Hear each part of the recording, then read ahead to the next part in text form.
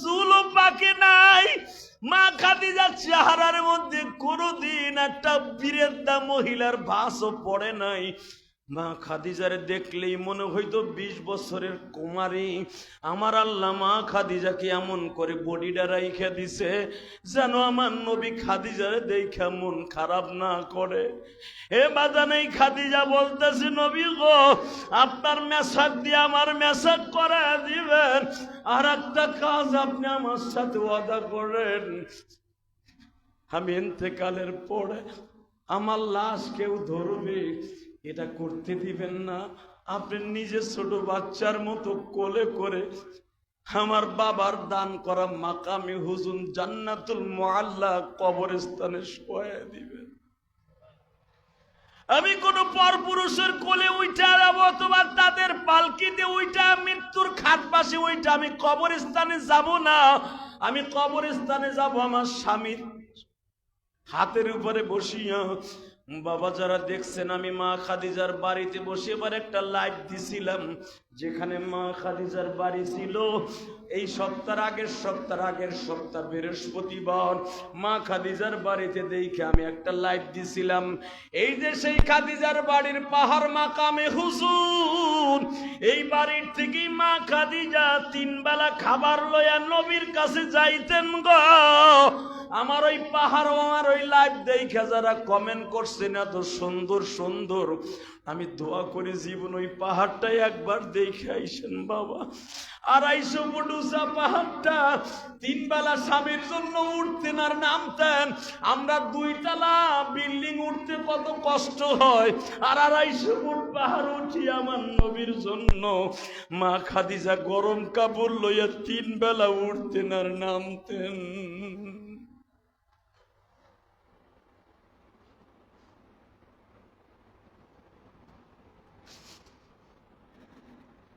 1 ঘন্টা প্রশংসা করার পরে 3 মিনিটে মাত্র 3টা দরখাস্ত পাশ করায় নিলেন।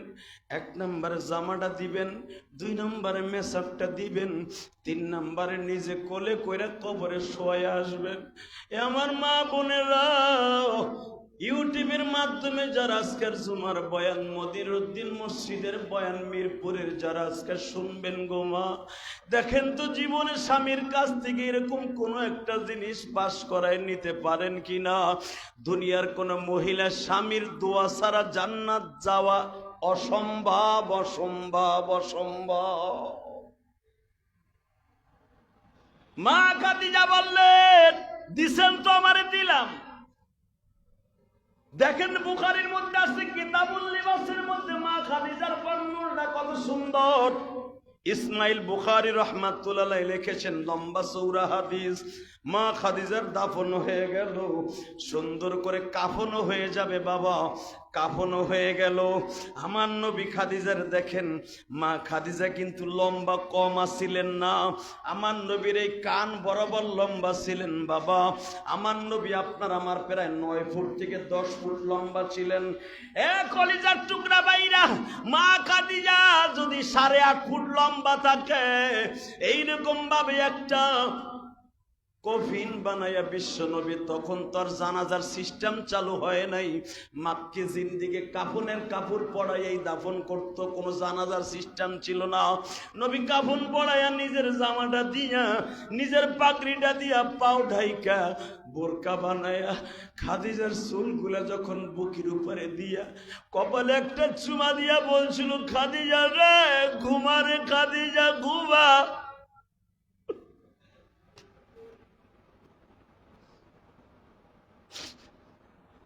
ঘুমারে খাদিজা ঘুমা,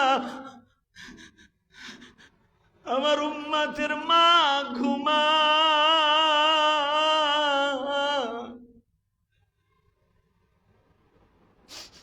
আমার খাদিজার মতো উম্মতের দরদি আমার আর দুনিয়ায় কেউ আসবে না।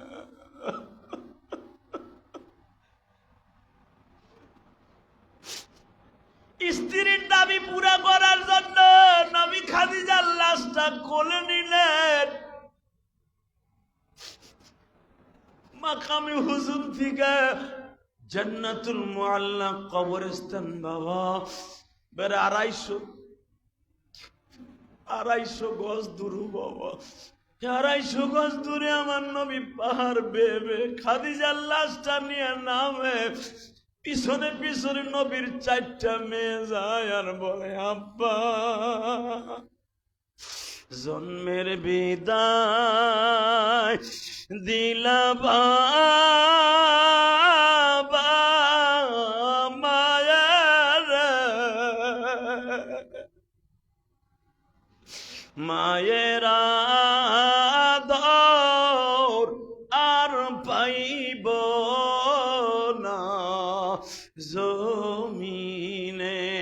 এ আমার মিরপুর মনিরউদ্দিন মসজিদের কমিটির বাইরা, কে ধনী কে গরিব আমার দেখার বিষয় না, কে 5 ওয়াক্ত নামাজ পড়তে পারেন, কে শয়তানের ধোঁকায় পড়তে পারেন না আমার দেখার বিষয় নয়। শয়তান আমার সাথেও আছে, আপনার সাথেও আছে। আমি প্রথম কালেমা পড়াইছি, যদি দিলের থেকে মুসলমানের নিয়ত হয়ে মুসলমান হয়ে থাকেন, চোখের পানি ছেড়ে দিয়ে আমার মাওলারে বুঝায় এখন, মালিক আমার মতো গুনাহগার এই মসজিদে আর কেউ নাই গো। হতে পারে আগামী কালকে আমার 4 জনে দরিয়া কবরস্থানে রাইখা আসবে। কিসের বাড়ি, কিসের গাড়ি, কিসের এত তাকাব্বারি, কিসের দলের অহংকারী, কিছুই আমার সঙ্গে নাই। আমার সঙ্গে শুধু 3খানা সাদা কাপড়। মক্কার ভিতরে নবীর বিবি খাদিজার চাইতে বড় লোক পৃথিবীতে কেউ ছিল না। আজকে মা খাদিজার গায়ে মাত্র নবীর একটা জুব্বা, নবীর একটা পাগড়ি গো বাবা, নবীর একটা রুমাল। মা খাদিজারে নবী চিরদিনের জন্য বিদায় নেয়। 11 বছরের মেয়ে ফাতেমা কান্দে আর কয় আব্বা আজ থেকে কি মার হাতের খাবার বন্ধ হয়ে গেল। ফাতেমা মা হারাইছে 11 বছর বয়সে, আমি ইলিয়াসুর রহমান জিহাদি মা হারাইছি 12 বছর বয়সে।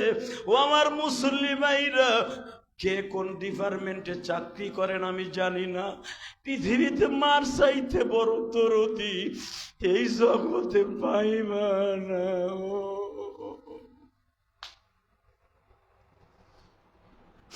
কারো বাড়ি রংপুর, দিনাজপুর, কুড়িগ্রাম, ময়মনসিংহ, কিশোরগঞ্জ, চাঁদপুর, নোয়াখালী, কুমিল্লা, গোপালগঞ্জ, মাদারীপুর, শরিয়তপুর। কারো বাড়ি বাবা চাঁদপুর, কারো বাড়ি বাবা সিলেট। মনে রাখো, ছাত্র জীবনে যখন জগন্নাথ বিশ্ববিদ্যালয়, ঢাকা বিশ্ববিদ্যালয় ক্যাম্পাসের দিকে গাড়িতে উঠছো, ট্রেনে উঠছো, লঞ্চে উঠছো, জনম দুঃখিনী মা ব্যাগটা কাছায় দিছে, গুছায় দিছে, আর কাপড়ের আঁচল দিয়ে চোখ মুছছে আর বলছে বাবা তুই আবার কবে আসবি। আজকে ঠিকই বাড়িতে জানবো বাবা, ওই রাস্তাঘাট হয়তো উন্নত হয়েছে, কিন্তু মা দুঃখিনীর ওই কথাটা কোনোদিনও বলতে পারেন নাই গো। আজকে আমার বন্ধু বর মোশাররফ হোসেন, যার কথায় আল্লাহ আমাকে আনছে, মোশাররফ না বললে আপনি যত বড়ই সরকারি লোক হন না কেন, এই মসজিদে আমারে দিয়ে আপনি জুমা পড়াইতে পারতেন না যদি আল্লাহ কবুল না করতেন।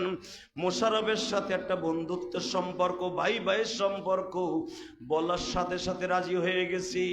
ওই মোশাররফ কেন আমারে আজকে আনছে জানেননি? আজকে সকালবেলা ওই মোশাররফ আমারে তার রুমের মধ্যে বইয়া বলে, হুজুর আজকের দিনে আমার মা দুঃখিনী বিদায় হয়ে গেছে। আমার মা 26শে সেপ্টেম্বর সকালবেলা জুমার দিন বিদায় লয়ে গেছে গো মা। যখন আগে ঢাকায় আসতাম মা জানালার পাশে বয়া বয়া বিদায় দিত, মোশাররফ রে ভালো থাইকো, ছেলে মেয়ে নিয়ে সুখে থাইকো। কতবারই তো বাড়িতে যাই, কেউ তো আর জানালার পাশে দাঁড়াইয়া বলে না ভালো থাইকো। আমি বললাম মা বলছে জীবিত অবস্থা, এখন মৃত্যুর পরে আপনি বলবেন মা তুমি কবরে ভালো থাইকো। মা কোন সন্তান যদি মা বাবাকে ভালো রাখার জন্য ভালো কাজ এই জমিনে করেন, আমি আল্লাহর কসম করে বললাম আপনার সন্তানও জুমার দিনে দোয়া করবে আর কানবে আর বলবে বাবা মা কবরে ভালো থাইকো। আলহামদুলিল্লাহ বলেন না? এই যে আপনাকে মুয়াজ্জিন সাহেব কাঁদে, হয়তো তারও মা নাই বাবা নাই। পৃথিবীতে মনে রাখো, আলেমের চোখের পানি আর গায়রে আলেমের চোখের পানি এক নয় গো বাবা। আমরাও যখন মাদ্রাসা পড়তাম, আপনারাও যখন স্কুল কলেজে পড়তেন, গরিবের ঘরে জন্ম নিয়েছেন ঠিকই, মনের তৃপ্তি মিটাইয়া খাইতে পারেন নাই, ভালো একটা প্যান্ট শার্ট পরিয়া ভালো পরীক্ষার হলে যাইতে পারেন নাই। আজকে হাজার হাজার টাকা দামের শার্ট পরেন, পাঞ্জাবি জামা পরেন, হালাকে আপনার বাবা আপনার দামি কাপড় দিতে পারে নাই। আপনার বাবারে আপনি দিছেন এইরকম মাত্র কম দামি 3 খানা সাদা কাপড়, মায়েরে দিছেন 5 খানা কম দামি সাদা কাপড়।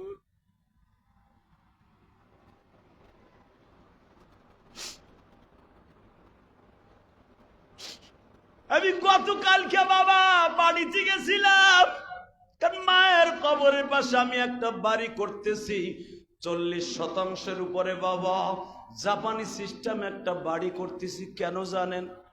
আমার গ্রামের বাড়ির মানুষ বলে খালি টাউনেই করো, গ্রামে কিছু করলা না। এই জন্য আল্লাহর প্রশংসা, প্রায় 3 কোটি টাকা খরচ করে একটা বাড়ি করতেছি গোপালগঞ্জ মসজিদপুরে আমার মায়ের কবরের সাথে। এটা মহিলা মাদ্রাসা করবো, আলহামদুলিল্লাহ বলেন। 40% উপরে দেখার মতো একটা বাড়ি। কেন করছি জানেন? জানে কেউ বলতে না পারে যে আলেমুল আমার রুচি নাই। আল্লাহর প্রশংসা, আপনি যদি আমার বাড়িতে যান কেরানীগঞ্জ, প্রত্যেকটা বাড়িতে আপনি গেলে বলবেন রুচি সম্মত আলেমুল আমার রুচি আছে। মেরে ভাই দোস্ত বদর, কেন বলছে আমি বাড়ি করতেছি এটা ডায়লগ দেওয়ার জন্য নয়, আল্লাহর কসম। যখন বাড়ির মিস্ত্রিদেরকে টাকা দেওয়ার জন্য যাইতেছি, ওই বাড়িতে যাওয়ার সময় মার কবরটা ডাইন পাশে বাজে। আমার যে নিয়ে যাইতেছি ড্রাইভার, আমি ড্রাইভারে বললাম ওই যে আমার মা দুঃখিনী শুয়ে রয়েছে, আজকে এত কোটি টাকার বাড়ি যদি আমার মাই দেখতো। আমার বাপ আমারে বড় করছে গোল পাতার ঘরে, গোল পাতা দিয়ে ছাউনি দিয়েছিল আমাদের ঘর, 2 লাখ খান ঘর। আজকে কোটি কোটি টাকা খরচ করে জায়গা কিনে বাড়ি করতেছে। আমার মা যদি আজকে বাইরে বাইসে থাকতো, আর মিস্ত্রিরা কাম করতেছে চেয়ারে বসে, যদি আমার মাই দেখতো, না জানি আমার মার মনটা কত উজ্জ্বল হয়ে যাইত। মায়ের কবরে বসে দাঁড়াইয়া বললাম মা গো, উমরা করে আসছি মা, উমরার চুল মা এখনো মাথার মধ্যে মা। 40 দিন পর্যন্ত হাজির দোয়া ডাইরেক্ট কবুল হয়ে গো মা। কত মানুষের জন্য মক্কা মদিনার থেকে কত হাদিয়া আনলাম মা, তোর জন্য কিছু আনতে পারি নাই গো মা। বুক ভরা দোয়া নিয়ে আসছি মা, তুমি যদি আমারে দেখে থাকো মালিকরে বুঝাইয়া কও, মক্কা মদিনায় যেই বডিটা দেখাইছি ওই বডিটা জানো জাহান্নামের আগুনে স্পর্শ না করে মা। আমারে যদি জাহান্নামে স্পর্শ না করে মা, তোমারেও করবে না গো মা। কারণ রব্বির হামহুমা কামা রব্বায়ানি সগীরা। হাজির দোয়া কবুল হলে মা, তোমার দোয়াও কবুল হবে। আমার দাড়ি পাকা বাজানরা, আপনি কি জানেন আপনার চোখের পানির দাম কত? দাড়িগুলা যখন পাকিয়া যায়, ফ্যানের বাতাসে যখন দাড়িগুলা লড়তে থাকে, আল্লাহর রহমত তার মুখের মধ্যে বর্ষিত হতে থাকে। ওই দাড়ি পাকা মানুষটা চোখের পানি ফেলতে দেরি আছে, আমার মালিকের দপ্তরে কবুল হইতে 1 সেকেন্ডও দেরি হবে না। দাড়ি পাকা লোকের দোয়া এত কবুল। আমি দেখতেছি মসজিদের অধিকাংশ মুসল্লিদের দাড়িগুলা পাইকে গেছে। আরে বাবা, মৃত্যুর টাইম কিন্তু আয়া পড়ছে। আমি আপনাদের খেদমতে আর মাত্র কয়েক মিনিট আলোচনা করব, শুধু আমার দিকে তাকায়া থাকবেন। এই 4-5 দিন হলো মক্কা মদিনার থেকে আসছি বাবা। শুধু দিলটাকে নরম করে আল্লাহরে বুঝাইয়া দেন, আল্লাহ গাড়ি বাড়ি যা করছি কিছুই আমার না। যদি আমার থাকতো তাহলে আমার লাস্ট টাইম বলেছে করে গ্রামের বাড়িতে পাঠাইতো না। যদি এই ফেলাটা আমার হইতো, আমার ছেলেরা কোনোদিন আমার কবরস্থানে জঙ্গলে ফেলায় রেখে আসতো না। আমার জন্য একটা ফ্ল্যাটের কোনায় একটা জায়গা রাইখা দিত আমারে দাফন করার লাইগা। হালাকে এই বাড়িটা করার জন্য আমার অনেক কষ্ট হয়েছে, আমার বাবাও তো অনেক কষ্ট করছে এই বাড়িটা করার জন্য। বাবারে যখন আমার বাবার বাড়িতে দাফন করি নাই, আমার সন্তানও আমার এই বাড়িতে এই ফ্ল্যাটে দাফন করবে না, ওই বাগানে রাইখা আসবে, যেই বাগানের ঘাস গরু ছাগলেও খায় না। কারণ কবরস্থানের ঘাস গরু ছাগলে কেন খায় না জানেন? মনে রাখেন কেন খায় না? কবরের মধ্যে কি হইতেছে আমি দেখার ক্ষমতা নাই। গরু ছাগল কুত্তা বিলাই ওরা সবাই দেখে কবরে, কোন কবরে আযাব হয়। এটা জানেন আপনি? আপনি জানেন এই মাসলা? দুনিয়ার কোন মানুষ দেখে না কবরে কোন কবরে আযাব হইতেছে, কিন্তু গরু ছাগল কুত্তা বিলাই দুনিয়ার সব মাখলুক দেখতে পায় কবরে আযাব হইতেছে কার কার কবরে। তখন ওই আযাব দেখে ছাগলগুলো যায় না, ওই গরুটা ওই কবরস্থানে ঢোকে না, ঢোকলেও খুব দ্রুত বাইরে যায়। তা না হলে কবরস্থানে এত দামি দামি ঘাস হয়ে রয়েছে, কবরের উপরে ঘাস গরুতে খায় না। পাশের ক্ষেতের ঘাস খায়, কবরস্থানে খায় না। কারণ কি? কেন জানো? ওই কবরস্থানের মধ্যে শুয়ে আছে একটা পাপিষ্ট, আর কবরে আগুন জ্বলতেছে, গরুতে দেখতেছে, কুত্তা দেখতেছে। কুকুর কোনোদিন মোমেন বান্দার কবরে পায়খানা করবে না। একটা জাহান্নামী মানুষের কবরে পায়খানা করবে, কুকুরে প্রস্রাব করবে ঠ্যাং উঁচা করে। জানেন আপনি এই মাসলা? আমার দিকে তাকান, চোখের পানি ফেলায় মালিককে বুঝে, এখন আর সময় নাই, বহুত করছি, রাজনীতি ফাজনীতি বহুত করছি, এখন সব বাদ। আল্লাহ কবরে কবে যাবো, কেমনে থাকবো, এই কথাটা আমার কয়ে দাও তুমি। যদি এইভাবে জুমার দিনে বুঝে বলতে পারেন, এই জন্যই তো বিশ্বনবী বলছে জুমার দিন হলো আমার উম্মতের জন্য ঈদের দিন। সুবহানাল্লাহ জোরে কইতে মন চায় না? উম্মতের জন্য জুমার দিন হলো গুনাহ মাফের দিন। উম্মতের জন্য জুমার দিন হলো তার জীবনের সব গুনাহ মাফের দিন। আরো জোরে, আরো জোরে। জুমার দিন হলো আমার উম্মত যারা সারা বছরে কোরবানি দিতে পারে না, উট কোরবানি, যে আগে মসজিদে যাবে, আমার উম্মতের জন্য উট কোরবানি দেওয়ার দিন। আমার উম্মতের জন্য যে ব্যক্তি কোরবানি দিতে পারে না, গরিব মানুষ, ওর জন্য গরু কোরবানি দেওয়ার দিন। আমার উম্মতের জন্য জুমার দিন। চোখের পানি ফেলাইয়া যদি মালিক রে একবার ডাক দেয়, ওর জীবনের কোনো গুনাহ থাকবে না ওই দিন। ধনীর জন্য হলো আরাফার দিন, আর গরিবের জন্য হলো জুমার দিন। কারণ আরাফার দিন টাকা থাকলে আরাফার দিনে গুনাহ মাফ করাইতে পারে হাজি, আর গরিবের টাকা নাই, ওর যাইতে হবে না মক্কায়, ও দুনিয়ায় জুমার দিনে ডাক দিয়া দৌড় দিয়া চোখের পানি ফেলাই আল্লাহরে ডাক দিবে। ও আরাফার মাঠে বসে ডাক দিলে যা পাবে, জুমার মসজিদে যাইয়া তাই পাবে। আরো জোরে কন। তাহলে আপনার আমার জন্য আরাফার মাঠে না গেলেও চলবে, যদি টাকা না থাকে এইখানে এসে ডাক দিলেই হবে। আবার উল্টা পাল্টা বুঝেন না যে আরাফার মাঠে যাইতে হুজুর না করছেন তো হজ করাই লাগবে না। যার পরে হজ ফরজ, ও সারা যে গরিব, ওর জন্য হলো জুমার দিন।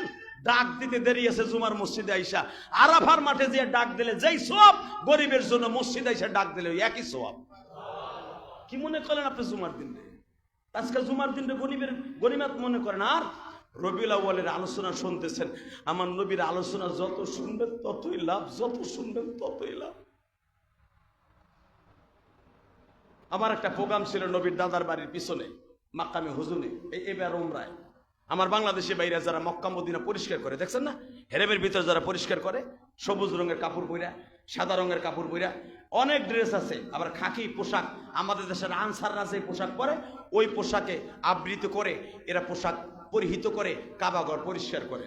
তাহলে এইরকম একটা হোটেলের ভিতরে, একটা বাড়ির ভিতরে, অর্থাৎ যেখানে ছিল আবু সুফিয়ানের বাড়ি, এই আবু সুফিয়ানের বাড়ির ডাইন পাশে এখনো পাহাড়টা আছে, হুজুরের দাদার বাড়ির বাড়ির পিছনে, মা খাদিজার বাড়ির নিচে। এখানে একটা পুরানা বাড়ির মধ্যে ভাড়া থেকে 38 জন থেকে 40 জন পোলা থাকে ওখানে ভাড়া। আলহামদুলিল্লাহ বলেন। জিজ্ঞেস করলাম ভাড়া কত? বাংলাদেশের বছরে প্রায় 8 লক্ষ টাকা ওদের ভাড়া দিতে হয়, বাংলা টাকা। তো আমি জিজ্ঞেস করলাম তোমরা এই বাড়িতে সবাই থাকো মিলা জিলা, হুজুর একটু দোয়া করেন। আমি বললাম তুমি কি জানো এই জায়গার ইতিহাস? বলে হুজুর আমরা কিছু কিছু জানি। বাকি ইতিহাস যখন আমি বললাম, বিশ্বাস করেন, আমি যখন বললাম তোমরা যেখান দিয়ে বসে আছো এই রাস্তা দিয়ে আমার নবী প্রতিদিন খাদিজার বাড়িতে যাইতেন। সুবহানাল্লাহ, আরো জোরে বলতে হবে। তোমরা যেখানে থাকো এই রাস্তা দিয়ে আমার নবী জেনদেরকে ওয়াশ করে কালেমা পড়াইতে যাইতেন। তোমরা যেখানে থাকো এখান থেকে মাত্র 40 গজ দূরেই আমার নবীর দাদার বাড়ি। আরো জোরে, আরো জোরে। তোমাগো রুমের থেকে তাকাইলে যদি এই বড় 40 তলা বিল্ডিংটা না থাকতো, রোডটা পাড়ি দিলেই যেই ঘরে আমার নবী সারা দুনিয়া উজালা করে আসছিলেন ওই ঘরটা দেখা যাইতো।